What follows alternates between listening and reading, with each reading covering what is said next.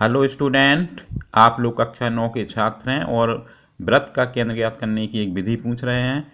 वो कैसे ज्ञात किया जाता है, तो आपको हम अपने यूट्यूब चैनल पर ज़रूर इसकी विधि बताएंगे और प्रकाल और स्केल की सहायता से रचना द्वारा आपको ये विधि बताएंगे और आपका ये वीडियो भी वहीं अपलोड कर देंगे, आप इसको भी देखेंगे। क्लास 9th में जो वृत्त वाला चैप्टर है 10.3 प्रश्नावली, उसका एक दूसरा सवाल है, तो देख लें उसकी रचना किस प्रकार से करनी है।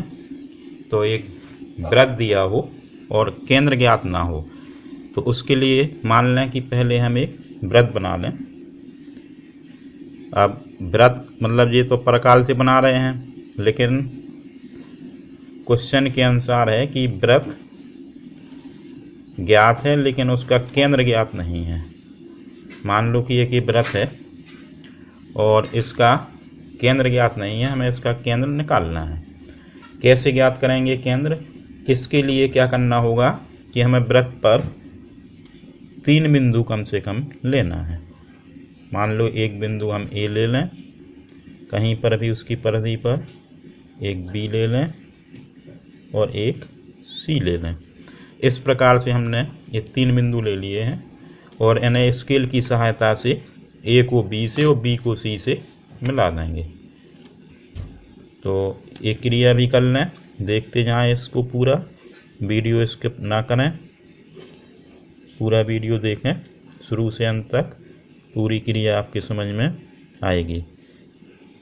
तो हमने ए को बी से मिला दिया है, अब बी को सी से मिला देना है, तो इस बी को भी सी से मिला देंगे।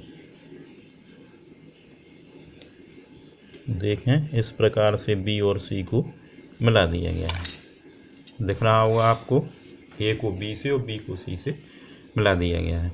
इसके आगे की जो क्रिया है वो है कि इस ए बी का अर्धक करना है, यानी लमसम द्विभाजक करना है हमें। तो हमें बी से और ए से दोनों जगह से हमें चाप लगाने होंगे। तो 2 चाप हम इधर बी बिंदु से लगाएंगे और उतना ही माप का चाप, बदलना नहीं है, अभी बदल देंगे तो गड़बड़ हो जाएगा, और उतना ही चाप हमें ए बिंदु से इन चापों को काटने के लिए लगाना है। तो ये ए बिंदु पर प्रकाल की नोक रख के और इस प्रकार से ये चाप लगा दिए गए हैं। देख लें जरा कि पहले हमने बी बिंदु से जिस माप का चाप लिया था उसी माप के 2 चाप लगा दिए, फिर ए बिंदु से इन चापों को उसी माप के चाप से काट दिया है। अब इनको मिला के हमें, यहाँ पर एक कट रहे हैं, इनको मिला करके हमें एक लाइन रेखा जो है वो खींच देनी है। तो एक बिंदु इधर है जो कट रहा है और एक कटान बिंदु दोनों चापों का ए है, तो इनको मिला के हम एक लमसम द्विभाजक या अर्धक कुछ भी कह सकते हैं, इसको हम खींच दें। तो इस प्रकार से एक अर्धक हमने खींच दिया है और इसका नाम कोई भी नाम रख दें, मान लें कि ये पी क्यू है, तो एक अर्धक पी क्यू खींच दिया है। इसी प्रकार अब दूसरी जो भुजा है बी सी, जो बी और सी को मिलाने से बनी हुई है, अब इस बी सी का भी हमें अर्धक करना है। तो इसके लिए भी हमें आधे से अधिक का नाप लेकर के चाप लगाने हैं। जब आधे से ज़्यादा लेकर के चाप लगाएंगे, हम थोड़ा सा और बढ़ा लें ताकि चाप अलग अलग जगह पर लगें। तो इधर पे एक चाप लगाएं और जस्ट अपोजिट इधर नीचे एक चाप लगाएं। तो ये बी बिंदु से 2 चाप लग गए हैं। इसी प्रकार हमें सी बिंदु से भी 2 चाप लगाने हैं। तो देख लें एक चाप ये लगा है और एक चाप ये लग गया है। और प्रकाल को वापस ना करें, हमेशा एक ही साइड से चाप को लगाएं। अगर वापस करेंगे तो कभी कभी पेंसिल हिल जाती है, और आपको ये रचना जो भी करनी होगी तो प्रकाल, पेंसिल और स्केल की सहायता से ही करेंगे। तो इस प्रकार से जो ये कटान बिंदु प्राप्त हुए हैं, दोनों चाप इधर पे भी कटे हैं और इधर भी कटे हैं, इनको मिला के हमें एक लाइन खींच देनी है। तो एक रेखा इनको मिला के खींचेंगे, ये दूसरा अर्धक हो जाएगा, लमसम द्विभाजक है ये, बी सी का इस प्रकार से बी और सी का लमसम द्विभाजक हम खींच देंगे। अब जहाँ पर ये दोनों लमसम द्विभाजक कटेंगे इसको भी हम कोई ना कोई एक नाम दे दें। पी क्यू है, इसको हम दे दें आर एस, और जहाँ ये दोनों कट रहे हैं उसको मान लें कि ये ओ बिंदु है। तो समझ लें कि जहाँ ये दोनों अर्धक कटते हैं वो ही वृत्त का केंद्र होता है। और इसको प्राप्त करने के लिए हम क्या करेंगे कि ओ और ए को मिला दें, ओ से ए को मिला दें,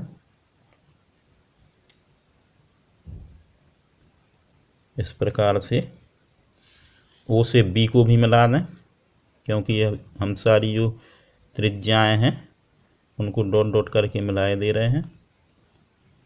तो इस प्रकार से बी को भी मिला दिया है, और इसी प्रकार से अभी सी को भी मिला देना है, ओ से सी को भी मिला देना है।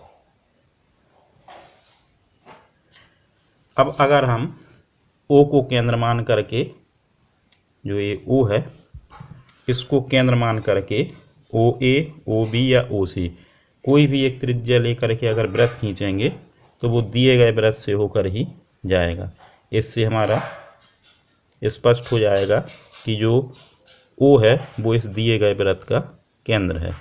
इस प्रकार से जब हम इसको मापेंगे, ओ ए को, ओ ए, ओ बी और ओ सी को जब माप लेंगे और इससे जब एक वृत्त बनाएंगे तो वो इसी दिए हुए वृत्त से होकर ही जाएगा।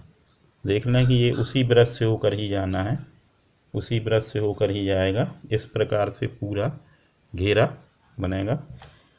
तो इसकी जो रचना है उसको हम, रचना की जो विधि है वो लिख रहे हैं।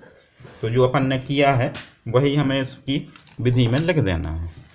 तो देख लें इसकी विधि जो है उसको हम बताए दे रहे हैं कि विधि में हमें क्या क्या लिख देना है। जो कुछ हम करते रहे हैं वही विधि में हम लिख देंगे।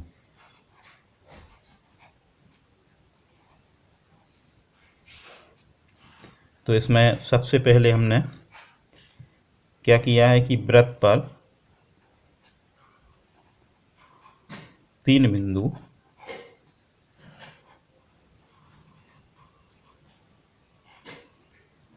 ए, बी तथा सी अंकित किए। सबसे पहले हमने वृत्त पर 3 बिंदु ए, बी और सी अंकित किए हैं। इसके बाद हमने इनको मिलाया है, ए को बी से तथा बी को सी से मिलाया। हम इसको लिख दें कि ए को बी से तथा बी को सी से मिलाया है। इसके बाद जब ये मिल गए हैं तो फिर क्या किया था कि ए बी का लमसम द्विभाजक, ए बी का लंब समद्विभाजक या उसी को अर्धक भी बोल सकते हैं, ए बी का लंब समद्विभाजक पी क्यू तथा बी सी का लंब समद्विभाजक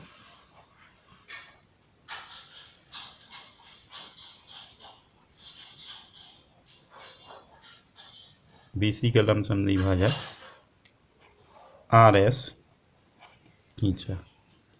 दिख रहा होगा चित्र में, एक PQ है और एक RS है। विधि वही है, आधे से अधिक लेकर के इन भुजाओं के अर्धक किए गए हैं। तो ये लंब समद्विभाजक हो गए हैं। अब यहाँ पर ये काट रहे हैं तो इसको आगे लिखना है कि PQ तथा RS परस्पर बिंदु O पर प्रतिच्छेद करते हैं।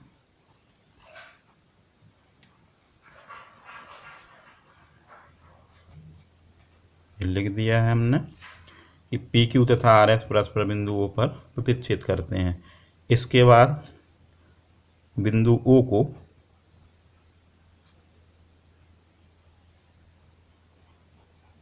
को ए, बी तथा सी से मिलाया।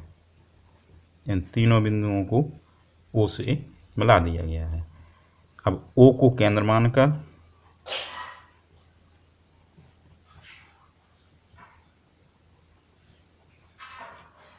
तथा ओ ए, ओ बी या ओ सी में से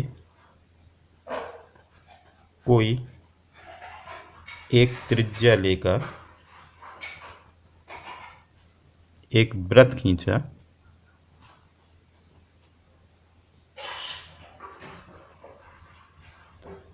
जो दिए गए वृत्त से होकर गुजरता है। आपने देखा होगा कि अभी ओ को केंद्र मानकर के वृत्त खींचा था, तो वो इसी वृत्त से होकर के गुजरता है।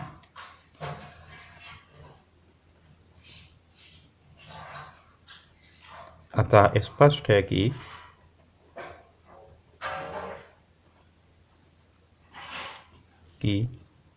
ओ दिए गए वृत्त का केंद्र है।